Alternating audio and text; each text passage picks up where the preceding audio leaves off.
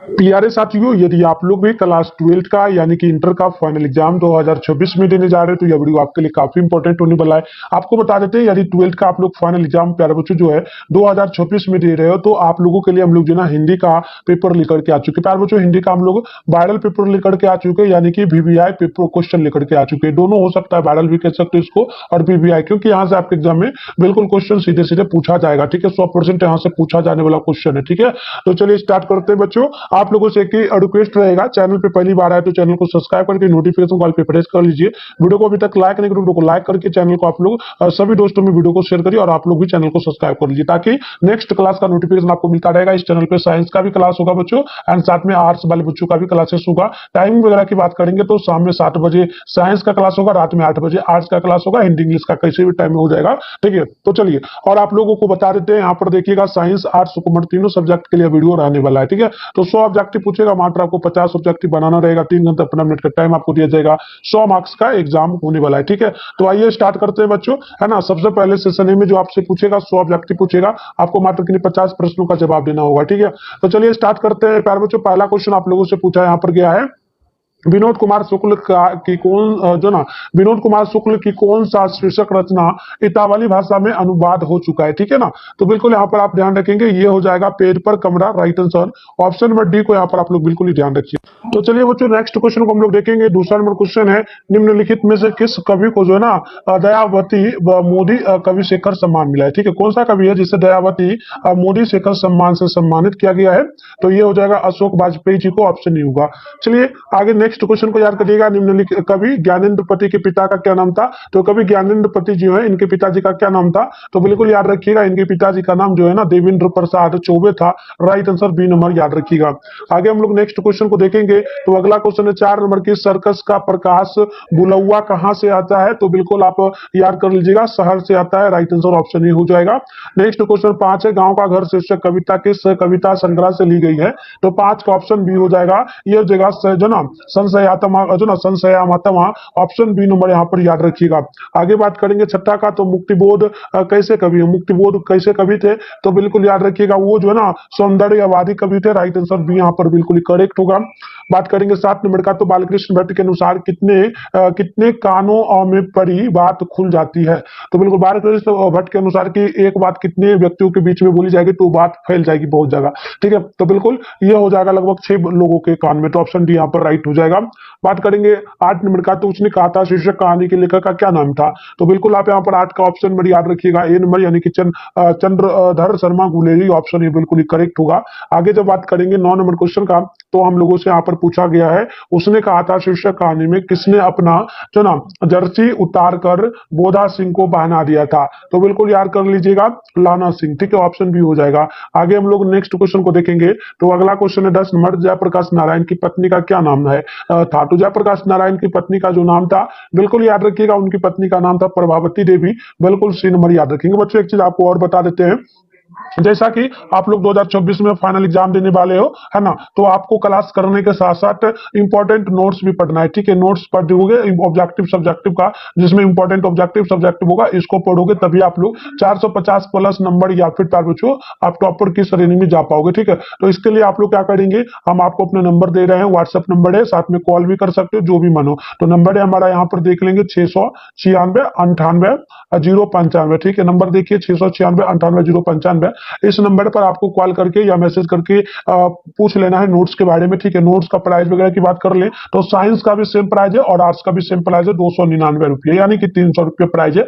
इतना आप इसी नंबर पे चाहो तो गूगल पेमेंट, गूगल पे, फोन पे या पेटीएम के माध्यम से पेमेंट करके आप इसी नंबर पे व्हाट्सएप पर स्क्रीनशॉट, अपना नेम, जिला का नेम और क्लास 12 साइंस आर्ट्स जो भी होगा भेज सकते हो। तो मैं आपको नोट्स ऐसे भी दे सकता हूँ, या फिर आपको अगर पूछना है तो आप पूछ लेना पहले, उसके बाद लेना। कॉल भी इस पे कर सकते हो, मैसेज भी। ठीक है, और व्हाट्सएप ग्रुप भी ज्वाइन करने के लिए इस पे आप मैसेज कर दीजिएगा क्लास 12 2026 बैच, तो मैं आपको दे दूंगा। ठीक है, तो चलिए स्टार्ट करते हैं। और क्लासेस डेली आपका चलता रहेगा। मैंने साइंस का टाइम बता दिया है 7 बजे चलेगा, और आर्ट्स का मैंने बता दिया है ये आप लोगों का चलेगा रात में 8 बजे। ठीक है, तो जरूर जुड़ा करिएगा। चलिए अगला क्वेश्चन नंबर है यहाँ पर हो जाएगा 11 नंबर की, घोड़ा का उच्चारण स्थान क्या है, तो घोड़ा एक बार आप बोल के देखेंगे बच्चों, घोड़ा बोल के देखिएगा तो ये मेरा हो जाएगा कंठ में जोर पड़ेगा। ठीक है, तो डी नंबर यहाँ पर राइट होगा। आगे जब हम लोग नेक्स्ट क्वेश्चन की बात करेंगे, 12 है कि निम्नलिखित में कौन वर्ण घोष है, घोष वर्ण कौन होगा, तो ये हो जाएगा हमारा झ। बिल्कुल यहाँ पर बी नंबर याद रखिएगा। बात करते हैं 13 नंबर का, निम्नलिखित में कौन सा वर्ण स्पर्श व्यंजन का उदाहरण है, तो बिल्कुल यहाँ पर सी नंबर को याद रखेंगे, मोह हमारा स्पर्श व्यंजन है, सी नंबर याद रखेंगे। नेक्स्ट क्वेश्चन देखेंगे 14 नंबर को, सदैव शब्द का संधि विच्छेद क्या होगा, तो सदैव का संधि विच्छेद करेंगे बच्चों, पहले तो सदैव हम लोग लिख लेते हैं, फिर इसका संधि विच्छेद करेंगे, ठीक है ना। चलिए फटाफट से करते हैं। तो ये हमारा हो जाएगा सदा, पहले तो सदा हो जाएगा, प्लस में हमारा क्या हो जाएगा, प्लस में एव हो जाएगा, सदा प्लस एव, जो कि ऑप्शन नंबर डी में यहाँ पर दिया जा रहा है। आगे बात करेंगे 15 का, तो निम्नलिखित में कौन शुद्ध शब्द है, तो शुद्ध शब्द की बात करेंगे, तो यहाँ पर हमारा बिल्कुल ये हो जाएगा ए नंबर, तत्व जो है बिल्कुल ही शुद्ध शब्द है, ऑप्शन ए हो जाएगा। बात करेंगे 16 का, निम्नलिखित में कौन विषम जो ना विषम आदि बोधक चिन्ह है, तो बिल्कुल विषम आदि बोधक चिन्ह किसको कहा जाता है, तो बिल्कुल यहाँ पर ध्यान रखिएगा 16 नंबर का, ये आपका हो जाएगा, ये वाला जो इस टाइप का रहता है ना, ये आपका विषमवाचक चिन्ह होता है, और ये जो आपका है प्रश्नवाचक हो जाएगा, प्रश्नवाचक, ठीक है, ये आपका प्रश्नवाचक चिन्ह हो जाएगा, ठीक है।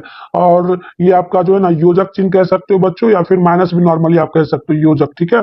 योजक भी इसको शॉर्ट में कहा जाता है, योजक चिन्ह साथ में इसको कहेंगे, तो इसका नाम चूकी होता है, ठीक है, इसका नाम चूकी है, तो सारे चिन्हों का नाम आप लोग याद रखिएगा। चलिए बात कर लेते हैं क्वेश्चन नंबर 17 की, गंगा नदी शब्द किस संज्ञा का उदाहरण है, तो गंगा नदी शब्द जो है ना, ये हो जाएगा व्यक्तिवाचक संज्ञा का उदाहरण, सी नंबर आप बिल्कुल याद रखिएगा, ठीक है बच्चों।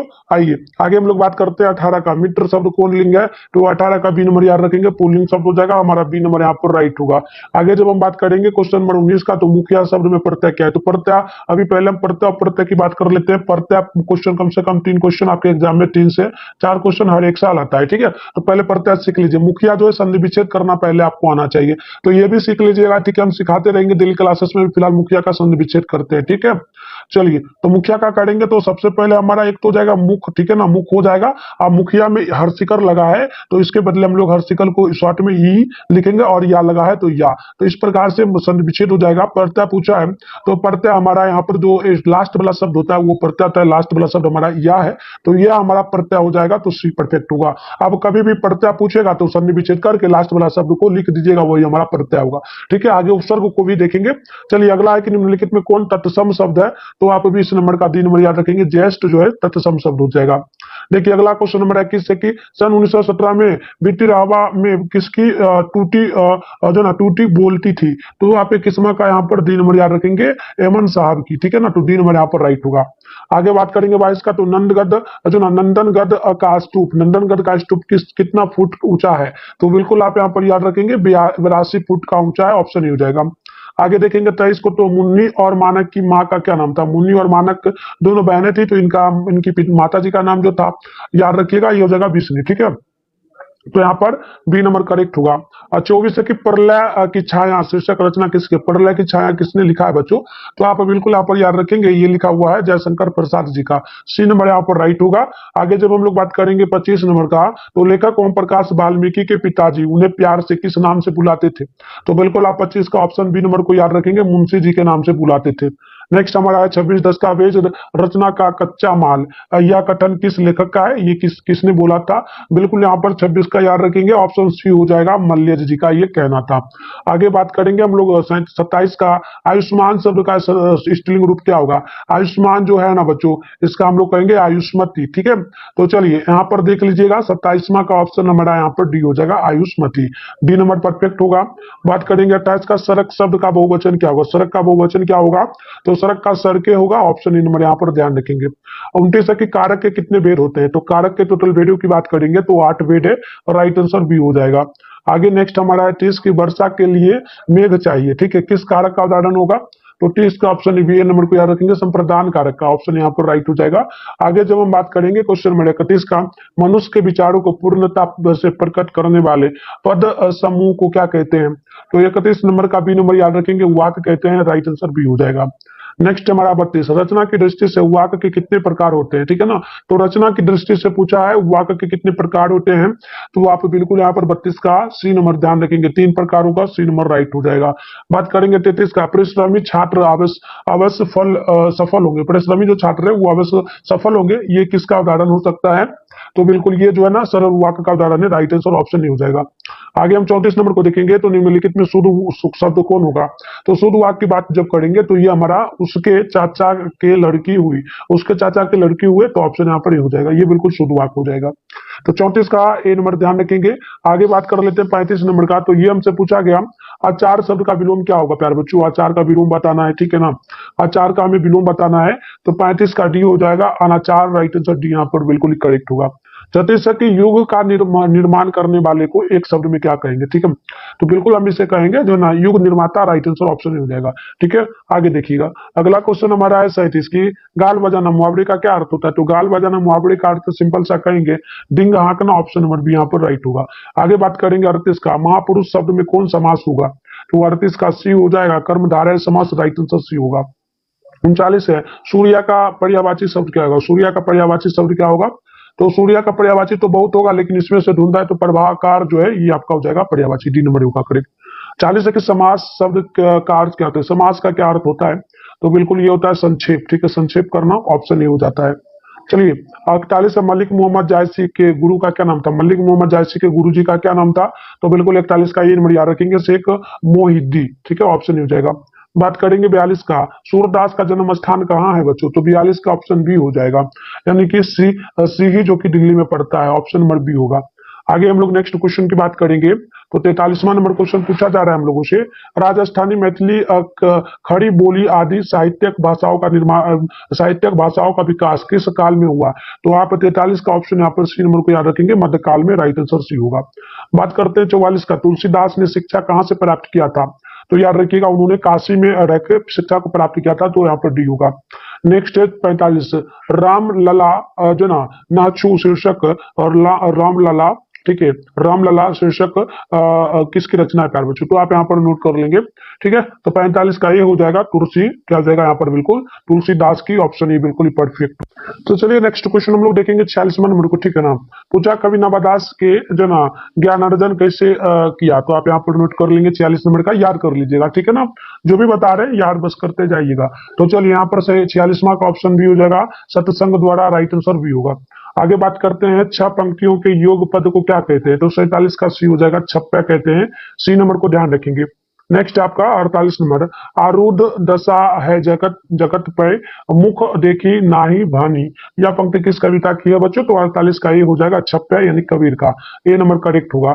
49 है कि छत्रपति शिवाजी साहू जी छत्रसाल किस कवि के प्रमुख आश्रयदाता थे। तो बिल्कुल आप 49 का ऑप्शन बी को याद रखेंगे, भूषण के, ऑप्शन बी यहाँ पर करेक्ट होगा। 50 नंबर है रीतिकालीन हिंदी साहित्य में किस रस की प्रधानता थी। तो बिल्कुल यहाँ पर सी नंबर को याद रखेंगे, श्रृंगार रस की, सी नंबर हमारा बिल्कुल ही राइट हो जाएगा। 51 है कि कौन खा रहा है किस सर्वनाम का उदाहरण होगा। कौन खा रहा है यानी कि यहाँ पर बिल्कुल कहेंगे प्रश्नवाचक। यहाँ पर देखो ये क्या लगा है, प्रश्नवाचक, किस टाइप से लगा, इसको प्रश्नवाचक कहते हैं। तो 51 का बिल्कुल सी हो जाएगा प्रश्नवाचक का, ठीक है। चलिए आगे बात कर लेते हैं क्वेश्चन नंबर 52 का, मुझे शेर भर दूध चाहिए, किस वाक्य, इस वाक्य में शेर भर किस विशेषण का उदाहरण होगा। तो बिल्कुल यहाँ पर ध्यान रखिएगा, ये हो जाएगा परिमाण बोधक वाचक का, राइट आंसर सी डी होगा। आगे बात करेंगे 53 का, तो क्रिया का मूल रूप क्या होता है। तो क्रिया का मूल रूप हो जाता है धातु, ऑप्शन नंबर यहाँ पर राइट होगा। अगला वर्तमान काल में, वर्तमान काल के कितने भेद होगा। तो वर्तमान काल का टोटल भेदों की जब बात करेंगे बच्चों, तो ये हो जाएगा हमारा 5, डी नंबर को ध्यान रखेंगे। 55 की रचना के आधार पर शब्द के कितने भेद होते हैं। तो बिल्कुल याद रखेंगे, बी नंबर हो जाएगा 3। तो बच्चों हम लोग इतना ही क्वेश्चन को भी करेंगे, लगभग हमने 55 क्वेश्चन को किया। नेक्स्ट क्लास में और भी चैप्टर वाइज क्लास करेंगे, साइंस आर्ट्स सबका, ठीक है। तो सभी लोग तैयार रहिएगा और कमेंट बॉक्स में आप लोग जो है ना क्या करिए, तो यस सर जरूर लिखिए, ठीक है। यस सर लिखिए सभी लोग, तो मेरे को पता चलेगा आप लोग करोगे, और वीडियो को शेयर करना सभी दोस्तों में, ठीक है ना। हमारा टारगेट है 2026 में कितना का, तो जो है ना 450 प्लस या टॉपर बनने का।